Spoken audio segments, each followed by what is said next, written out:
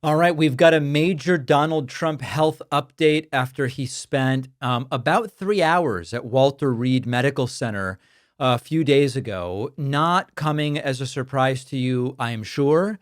The White House says that Donald Trump is in excellent and exceptional health. Donald Trump received the flu shot and the COVID shot, which, by the way, is interesting in and of itself, given that the guy he hired as Secretary of Health and Human Services thinks that the COVID shot should be pulled off the market altogether. Trump seems to love RFK. Then he went, got himself that COVID shot. This was Donald Trump's third publicized medical checkup in about a year. He went in April, he went in July. Those also were excellent and awesome.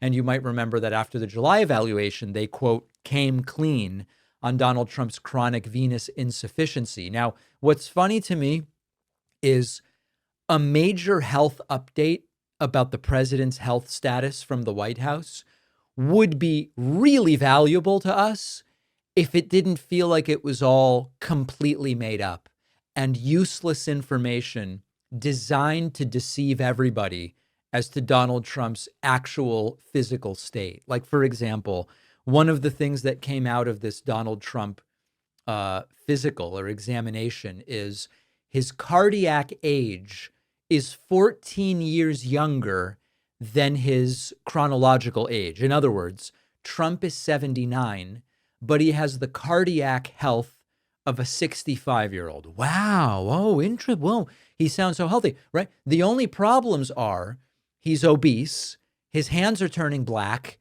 his fluid buildup in the lower legs is getting worse and worse. He has extreme difficulty climbing stairs, eats a terrible diet, and doesn't exercise. But lo and behold, his health is exceptional. And don't believe your eyes. Don't believe what you see. Don't believe what he sounds like. Don't believe what he looks like. Simply acknowledge he's 14 years younger than his chronological age from the standpoint of cardiac health. CNN did a piece about him. I have to admit, there's actually at least they're mentioning some of the apparent health problems that he's having. You remember, Jake, it was November of 2019 where he had that surprise visit to Walter Reed. It was not announced. I think it was even on a weekend where all of a sudden he went to Walter Reed, and then again in June. So if you look at the cadence of that, there have been times when it's more than annual. So in that sense, not that surprising. But again, I worked at the White House. I seen that White House medical facility. It's pretty good. If you're going to Walter Reed, it's usually for more extensive testing. So this obviously comes in the context of those photographs that we've seen of his bruised hands. Hey, finally, Jake Tapper, after I asked him on my show, why aren't you talking about his hands and ankles? Now he's finally talking about it. Swollen ankles. We've talked about this before, but how concerning are those images? Yeah. Well, the way that I would sort of look at it is that I think they're concerning, which is why questions have been asked, investigations have been performed, and the White House medical team has commented on it. So if you look at the hands, for example, first of all, they say that, look, he's on blood thinners, he shakes a lot of hands. If you look closely at that, it's more bruising on the right than the left.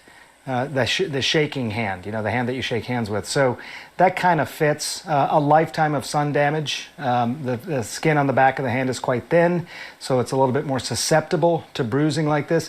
So my point being that it fits. The explanation sort of fits, it tracks. With regard to the ankles, the swollen ankles, I think were pretty clear. And again, that can be of concern. But the blood is not flowing through there as well. It's pooling or accumulating in the ankles, and they say that is something known as chronic venous insufficiency. The veins just aren't pumping the blood as well back to the rest of the body. They're not moving the blood as well. Again, that tracks. About 1 in 20 people have this, and it gets more common as you get older. So yeah, to just look at it, concerning, investigate, and those explanations do make sense, Jake. What do we know about President Trump's health? Because in January, he became the oldest president ever inaugurated in the history of this country. He's now 79. Yeah. Yeah, and to give context, the lifespan for a man in this country is just under 76 years old. Oh, boy. So, both these last two presidents have been far older than average life expectancy. What we're likely to hear is what we heard back in April. We're going to hear his height and his weight, 224 pounds. His blood pressure was normal.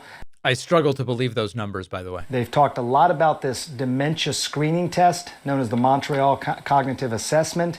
I think he's taken it a few times now, and his doctors and him say that he's gotten a perfect score. The skin I just mentioned. He is on medications, including a couple of different cholesterol-lowering medications. His cholesterol numbers back in April, they look good. And certainly those medications are helping with that. And he's on aspirin, this blood thinner, which may be contributing to that bruising. All right. I got to say, they're at least hitting a lot of the highlights. And this is something that corporate media has not really done. Now, they're not, they asked this question, what do we know about Donald Trump's health? If you're going to be doing responsible reporting on that, you really should include the fact that there's a long history from this White House of both lying about Donald Trump's health, releasing propaganda-style documents, and also only ever admitting anything once it's impossible to deny. We know that Donald Trump and his administration fabricated a completely farcical situation around Trump going to Walter Reed when he had COVID. They said, well, because it's the president, this is the most important patient in the country, it's an abundance of caution. We later learned after the fact that Donald Trump was being advised, you are deteriorating, you may not be able to get to the hospital under your own power. It would be better if the American people see you walking to the helicopter rather than seeing you brought out in a stretcher, which we may or may not be able to cover from the media. So Trump said, okay, for the propaganda reasons, I don't want to be seen in that weakened state. I'm going to go now to the hospital. They've been lying about all of it. So we're taking baby steps in the right direction. At least CNN is talking about this. At least CNN is talking about the numerous signs and symptoms. They're not talking about his eyes going in opposite directions the other day, the swollen face, the eyes regularly almost swollen shut, the confusion, the disorientation. They're not doing that. And they're also not talking about Donald Trump's long track record of withholding health information. I will mention one other little thing. I was supposed to be on CNN last week, and it was one of these things where they canceled the segment moments, like 5 minutes before, because they had some breaking news story of no importance whatsoever to cover. We were going to be on talking about what is my audience thinking about with regard to Trump. And I said to them, my audience is thinking about the fact that their prices haven't come down. They're worried about losing their health care. And they increasingly are concerned Trump has dementia. And the booking producers at CNN tried to get me off of the dementia thing. And they said, that's not proven. And I said, no, you asked me, what is my audience talking about? And I'm telling you, and they go, yeah, well, in the end, it wasn't relevant because the segment got canceled, but they immediately seized on that, probably out of concern for lawsuits, to be quite frank. And were trying to dissuade me from talking about that. So little anecdote there, Trump's latest medical report. Do you believe it? I'm struggling.